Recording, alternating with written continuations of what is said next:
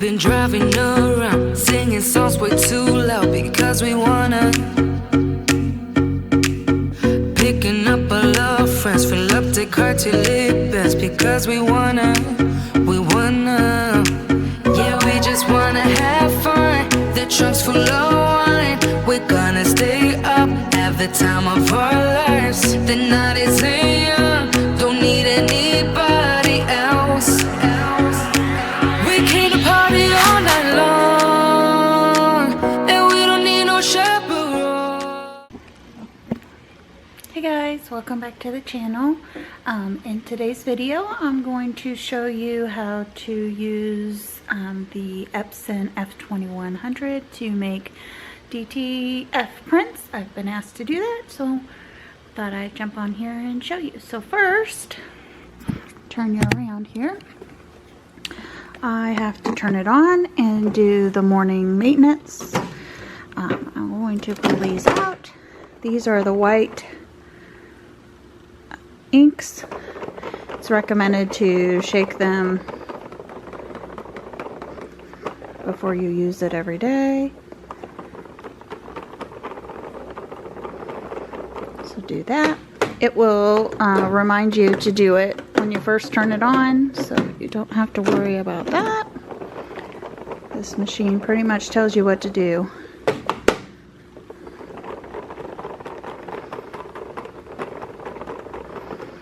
Just shake it up a little bit and turn it on. Give it a second. You will see that it says once it does all its morning stuff, it'll show up there that I have low ink. I need to purchase some more ink, but for what I need to do today, I should be fine. I bought this machine back in October, and I still have the starter kit inks for the colors, and those are just now low. So I think you can see it tells you, I don't know if you can read that, but it says to remove and shake your white inks. We did that, so hit OK. And now it's going to think for a minute. And it's going to take 14 minutes to process, to go through the morning, I don't know what it does, cleaning of the, or cycling the inks. So while it's doing that, I'll go over here. I have heat press turned on. I use my heat press to cure my what is the powder, the DTF powder. I just set it here, or you can, whatever your DTF powder recommends. Oops. And I just set it under here, slide it under there, and let it sit for a few minutes, and it cures. Let's see, while we're waiting for that to do its thing, let's go feed the cat. Hi, Meow Meow. Are you hungry? Are you hungry? Let's go eat. Come on. Come on. Come on. Tell the world about it. You're starving. Come on. Yep. Come on. Come up here, get your food.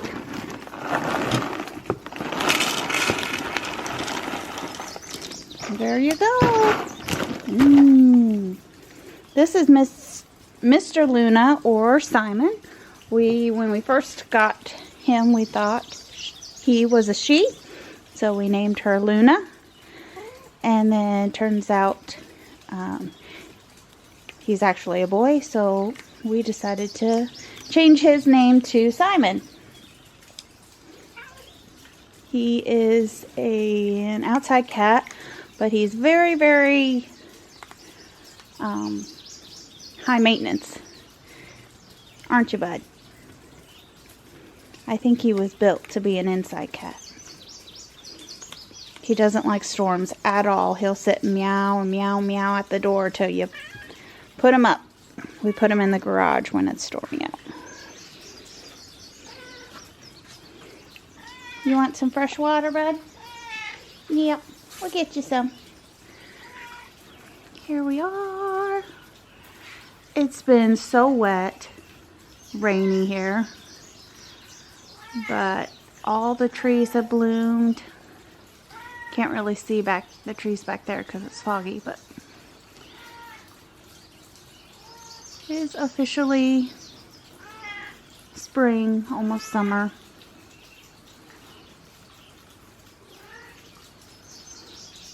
You want some water? This is what he does. He'll sit there, high maintenance, needs petted all the time. Yeah. His cat toys. You're spoiled. You're spoiled. I don't know any outside cat that has its own scratching post. You got a whole forest over there of trees to scratch on. But yet, you have your own scratching post. What's up with that? Yes. You're spoiled. Yes, you are.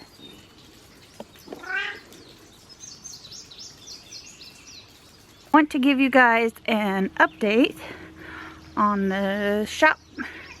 We are planning on building a separate shop slash place for me to have my business, and a place for my husband to put all of his toys and like feed and stuff for the emus and the chickens and stuff. We're gonna build some fence and move them all up here to the house instead of being down at Papa's house. For those that don't know, you won't be able to see it from here, but Papa lives on the right. You won't be able, the top of his house is right past that hill there. He lives there. There, you might be able to see in the distance, is another house being built. My brother-in-law, my husband's oldest brother, is going to move there. And then we are, here. So this is going to be like the Bryant neighborhood, I guess. Because my husband's other brother lives a little bit further down. There's a road that goes this way, across here, and then our road comes up here and attaches to that road down there. So his, this house that's being built will be, their driveway will be on our road, and then my father-in-law's and my husband's brother's driveways are on the other road. But we're all like within, quarter of a mile from each other. So anyway, this is where we're gonna put the shop. We've gotten the financing for it, and now we just have to wait for it to not be so wet and rainy, but also turn you around.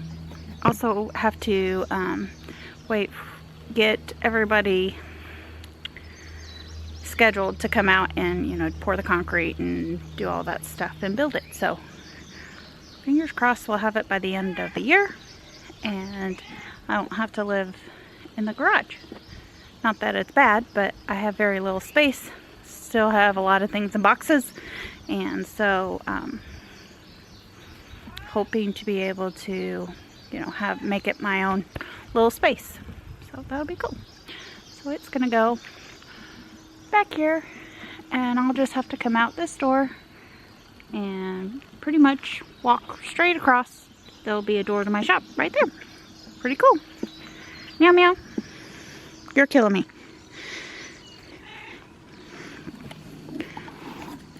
Anyway, let's go see where we're at on. I'm gonna kick you across the concrete if you don't quit getting under my feet, sir. Crazy cat. Let's go see where we're at. Here. Okay. That's my inside of my house. And it is 5 more minutes we've got for that to go, so I'll come back in 5 minutes. Alright, so this is what I've been using for my DTF products. Got these off of Amazon. There's the film. Gives you the instructions on the other side. I think this works really nice. And then I've been using the A-Sub DTF powder. It seems to cure really fast.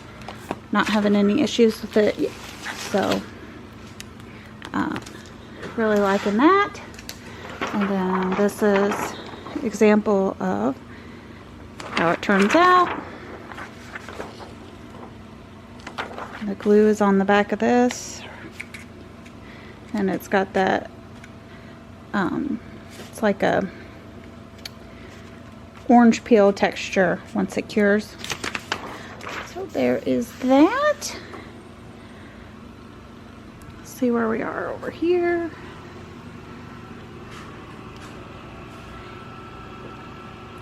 It's still doing its thing, so I will come back when it's all done. So while this was doing its thing, I was printing off orders that I had received in the last couple of days and came across this very, very sweet order from Char. If you don't know Char, she owns a small business called La Belle Petite Boutique. She is such a kind-hearted, sweet lady, and she's always been super supportive of my business. We're in the same kind of business. Her little girls make hair bows and or scrunchies and all kinds of things, and they sell them. She also sells ribbon, and I mean, she does a lot of things too, but she, I guess, watched my last video and noticed that I said I wasn't getting very many orders, and then she placed an order. So thank you so very, very much. All of your support from everybody is so appreciated, and please don't feel like if I'm struggling with orders and stuff that you don't need, please don't feel that you have to purchase from me, but I do appreciate your support and your help. But here's her very kind, sweet note that she sent. Maybe I can get it to focus. Focus. It says, "Hi, love the journal. Hope this little purchase helps a little." So sweet. Thank you so much, Char. I really appreciate you. And let's get going on to this guy here. Alright, so we have to do, you can see it says low ink. That's my yellow's low, my magenta's low, and my black is low. But again, I bought this back in October, and it's now the beginning of May, and these were the starter kit inks, so the ink lasts a really long time. But let's do daily maintenance. So you're going to go to maintenance, nozzle check, hit OK to print, and print. You can put a piece of paper down if you want to, or you can print directly onto the platen, and I'm just going to print directly on the platen.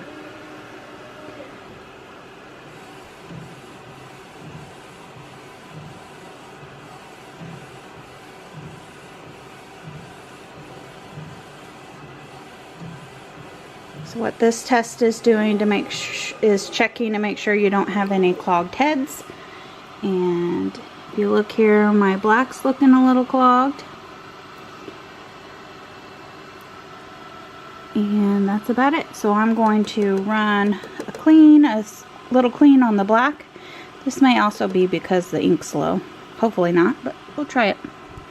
So we're gonna go to maintenance, head cleaning, select nozzle.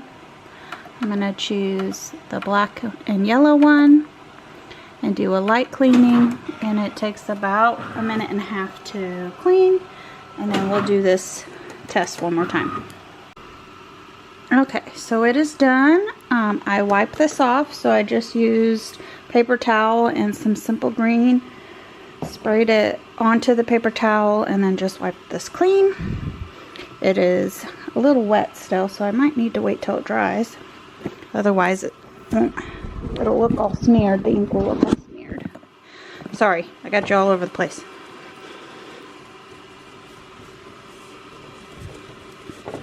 I'm not a cameraman. I don't have a steady hand when it comes to filming. Anyway, we're going to try again. Press OK.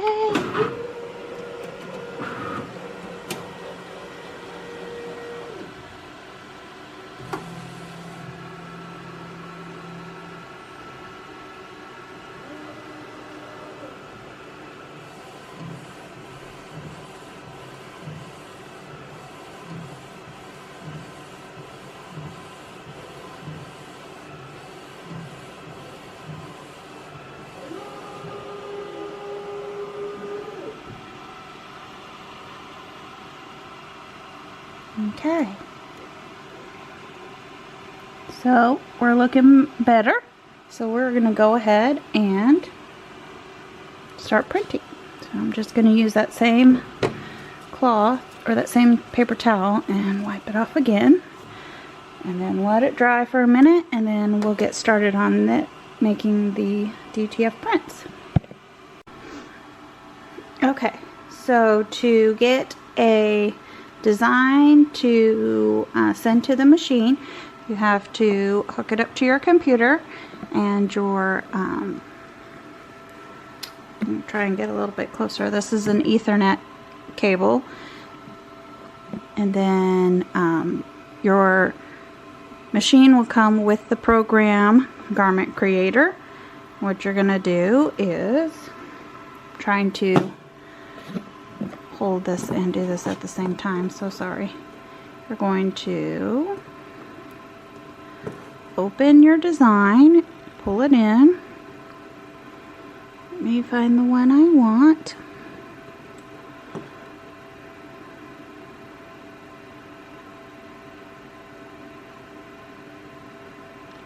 And it is this one. Okay. And my transfer paper isn't quite as wide as the platen, so I have to shrink this just a little bit.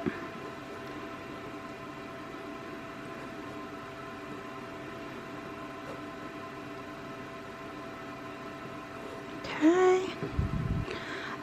These are, I'm going to just bring you up close, hopefully you can read them. These are the recommendations from the individual that came and trained me on the machine. He was awesome.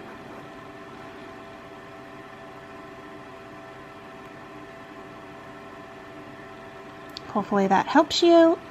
These are for DTF prints, these recommendations, and then make sure you mirror your image so that it prints correctly. Okay, so let's go get, like I said, we gotta get the paper. Like I said before, I literally just have this like aisle of space here, so I'm always running into things. Get a sheet of paper.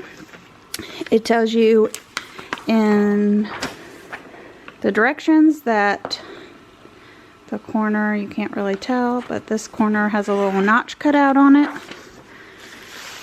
See if I can get it to focus.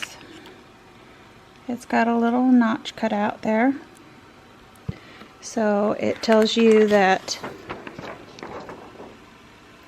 I have a grid on my screen here. I hope you guys don't have a grid on your end. I don't know how to turn that off. Why do I have that on there? Give me a second, let me figure this out. Okay, never mind. I figured it out. Some setting was on there, but it didn't look like it showed up on your end. Just on my screen. So this has a notch kind of cut out of it. Sorry, it's not focusing. Where the others are just square. So that tells you which where to put the paper. So for this particular paper, you put the notch in the right back corner. And I like to tape mine down. And I have my platen height all the way up. I've got my image ready to go. And I'm just going to hit print. And it will send the design to the machine.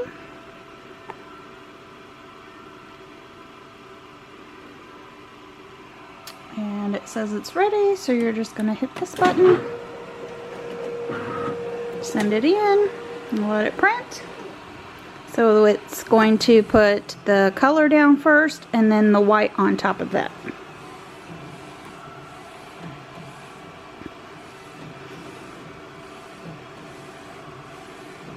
So while this is printing, you might be asking or wondering, hey Sam, why are you making DTF prints instead of just using it as a DTG printer? Well, let me tell you. I am using a Gildan t-shirt for this design. And Gildan, or this soft style Gildan, does great with bleaching. Does not do great with DTG. The ink just falls into the fabric and isn't vibrant and colorful, looks more vintage. So to get the look that I'm going for, I'm using a DTF transfer so that the image doesn't sink into the shirt, into the fibers of the shirt too much. I mean, with DTG you do want that to happen, but not to the extent that it happens on these soft style Gildan shirts. Great quality shirts, or the best that I've used quality shirts for DTG would be your Comfort Colors, your Next Level, and then Cotton Heritage as well. So those are the brands of shirts that I use when I'm doing DTG. But if I'm going to be doing a bleach shirt like this one, I like to use Gildan soft style shirts for bleaching, and they just don't do very good for DTG, so we make DTF prints for it. So this machine, super universal, gives you the option to do both.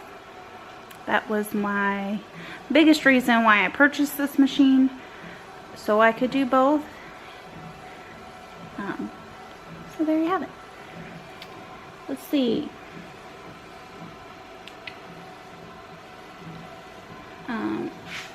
I usually do sublimation with these soft style shirts when I bleach, but this particular design, for whatever reason, when I print it on my sublimation printer, it turns out orange instead of red. I'm guessing that's a problem with the design, not my printer, because I print other things and the red's fine, but for this particular design the red turns out orange. So to get the bright red color that I'm looking for, DTF is the best way to go. Alright, it's still printing. Now it printed the white. So we are going to get my high-tech handy dandy powder station ready. So I'm just going to carefully, one-handed, best I can, take this print off of the machine. It is still very much wet. You do not want to touch the ink at all, otherwise it'll smear. I'm going to put it in here. Go get the paint, or go get the powder.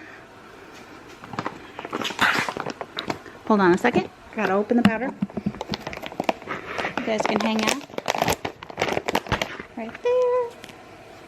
Okay. Back here. Back to my high-tech powder station. Get this out of the way. Sorry. I'm struggling with this. Okay. So the ink is still pretty wet. You can let it sit for a little bit to let it dry a little before you put the powder on. Or you can go ahead and put the powder on. It's up to you. So I'm just going to sprinkle it on here very lightly.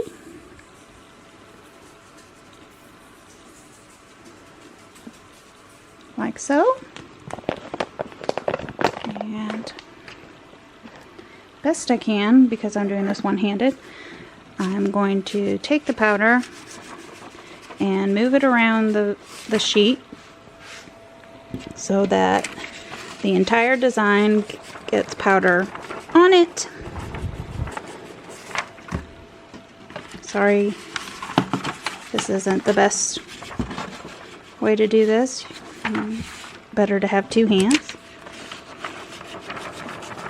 So just kind of go back and forth with the powder till your whole design is fully coated. I'm going to set you down while I do that.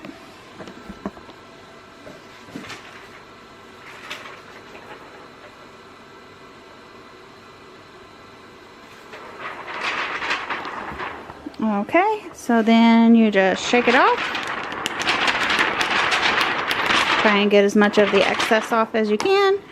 And then you're going to put it under your heat press, or if you've got one of the drying heat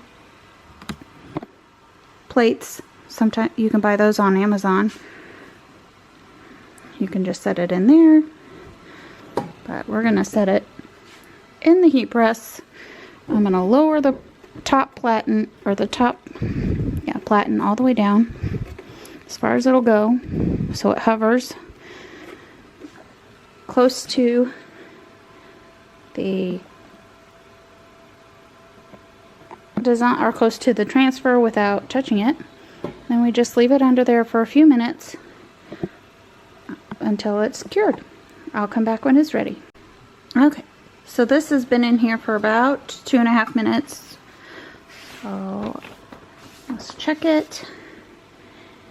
I don't know if you can see the texture, but it has like the orange peel looking texture on there. And it's like that all the way around. So we know it is ready to go. So we're going to set it aside. We'll let it cool. And then we'll put it on a shirt. Okay, so this is almost done cooling down. I set this to, whoops, to, what is it doing? 338-ish. So it is cooled off. What I do is I press it for 20 seconds, take the shirt off, wait till it cools because it's a cold peel, peel it, the transfer off, and then put it back on the machine, press it, same temperature for another 10 seconds, and then you're done. So I have those settings here in my machine. So we are going to get it ready. Okay, I'm trying to clear a little bit of room here. So I have my shirt and my cooled design. I'm going to cut the excess off here. I don't need that. I'm going to find center of my design by folding it in half and lining up the edges of the design. and making creases on the film. I don't know if you can see that, but like that. And you place your film white side down onto your shirt. And I like to measure from my center fold to the seam of the arm or the seam of the sleeve to get it centered. This is a 2X or 3X shirt, so it's a little bit harder to center those just right for the, you know, when they're a little bit on the bigger side.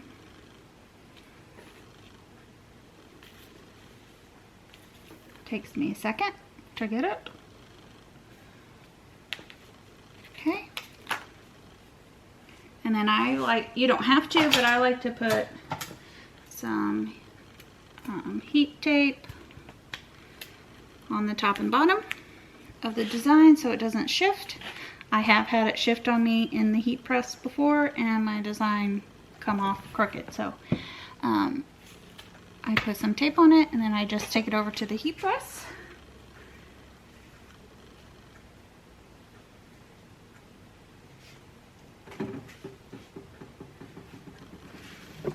And you can use either a Teflon sheet or butcher paper or what is this called? It's not butcher paper, it's parchment paper. There we go. Put that down over it and push it in and adjust your height of your platen if you're doing this the same as I am. Remember, we lowered the platen all the way down to cure the powder, so now we got to bring it back up, and then you're going to use like a medium light pressure.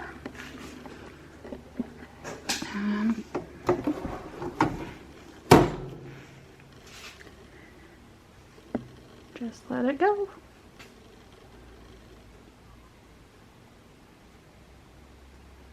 Alright, so we're going to take the whole thing off the heat press. Move that out of the way. And I might have to do this two-handed. Hold on.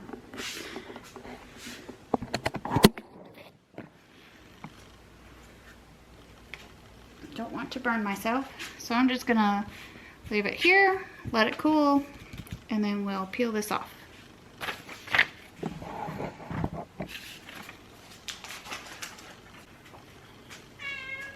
We have a visitor. He's, like I said, he was meant to be an inside cat, I'm pretty sure. Don't mind my mess. I always have a mess in here. Sorry. Okay. So this is cool now. It literally took like 30 seconds to cool. We're just gonna peel it. You don't have to peel it fast. You don't have to do anything special. Just peel it. And there you go. So now we're going to take it back to the heat press and press it again for another 10 seconds.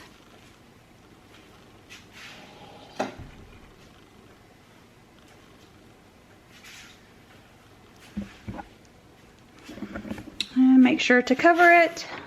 If you don't, your design will stick to the top of your heat press. You don't want that.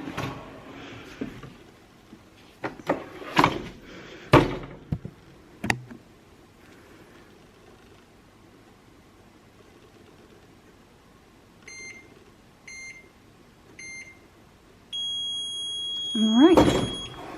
You just take it off and let it cool before you package it.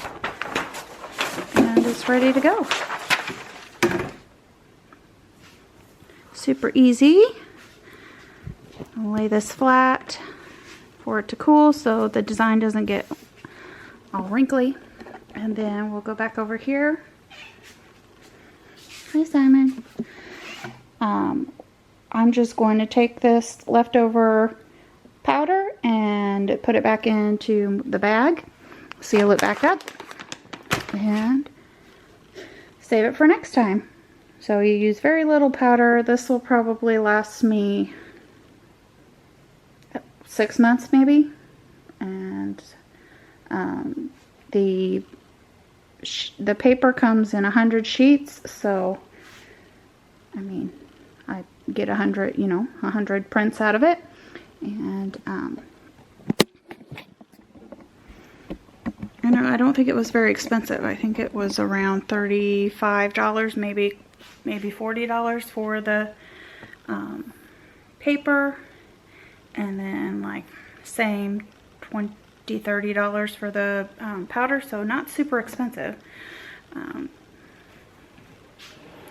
Alright, so that is how you make a DTF transfer using the Epson F2100, and how to press it onto a shirt. I hope you enjoyed this video. If you have any questions, feel free to drop those down below. I will do my best to answer those. Also, no update on the tool yet. I reached out to them again, and they were on holiday until May 6th. It is May 8th, and I haven't heard anything, any updates from them since them saying the stuff's still dying. So we'll see. I will reach out to them. Try not to be that person that contacts them all the time to get updates, but again, I feel like it's taking a really long time. But I don't know, maybe I'm wrong. So I will reach out to them again next week on Monday to see if I can get another update. If they tell me the fabric's still dying, I might have to question them, because they told me back in April, middle of April, that the fabric was dying and it would take 15 days, and it's been like almost 30 days. So I don't know, maybe there's a lack of communication or lack of translation. I don't know, but hopefully it all is good. So I will continue to keep you guys updated on the tool, and again, if you have any questions about anything, I will do my best to answer those for you. So we'll see you guys in the next video. Bye.